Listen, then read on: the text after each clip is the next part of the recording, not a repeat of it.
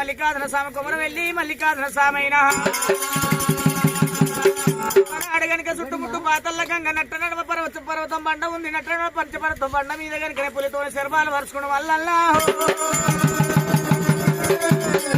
పులితోని శర్మాలు వరుచుకొని మల్లల్లా కనుక అటువంటి నడుపుకు కట్టిండు కనుక శర్మాలు కట్టిండు మల్లల్లా మల్లల్లా